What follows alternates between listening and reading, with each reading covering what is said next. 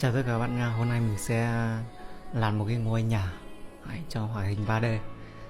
Bây giờ thì mình sẽ tiến hành. Các bạn xem, mình sẽ thêm màu vào nha. Trước tiên phải thêm màu vào. Lúc mới đầu thì phải tạo từng cái nhà, từng những cái chi tiết nhỏ. Đấy. Nhưng mà hiện tại thì mình đã tạo xong rồi. Hiện tại mình chỉ cần thêm màu vào. Thêm màu vào nha. Các bạn xem, mình sẽ thêm màu vào cái phần này nha, cái tủ này nha.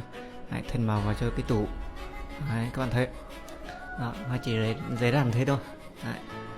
Hoạt hình 3D thì nó sẽ dễ làm nhá. Đấy, các bạn xem, mình sẽ vòng quanh cái ngôi nhà cho các bạn xem.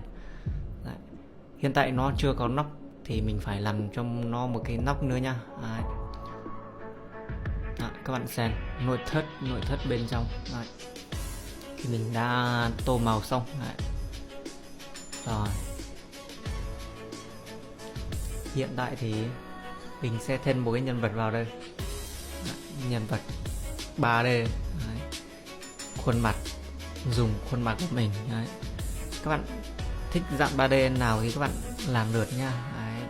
Tùy theo ý của đấy, mình sẽ hướng dẫn các bạn sẽ làm được theo. Đấy, những anh em nào mà học qua rồi thì biết rõ rồi. Đấy, hiện tại mình sẽ làm cái ngôi nhà cho nó hoàn thiện. Rồi hiện tại thì đã hoàn thiện rồi, mình sẽ làm cái đèn này cho nó ok hơn.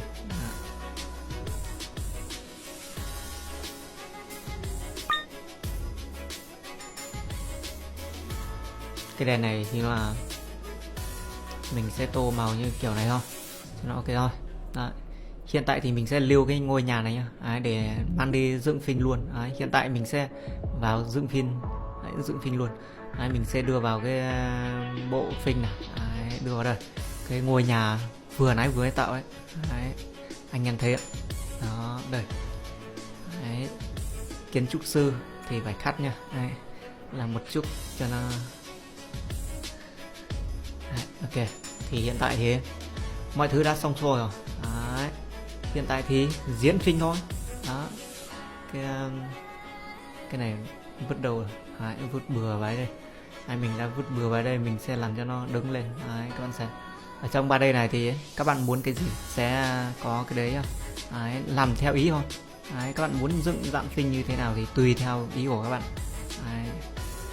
Đó, mình đã tạo hai cái giường cho nó nhân vật rồi. Ok, thế hiện tại thì bắt đầu dựng phim thôi. Đấy.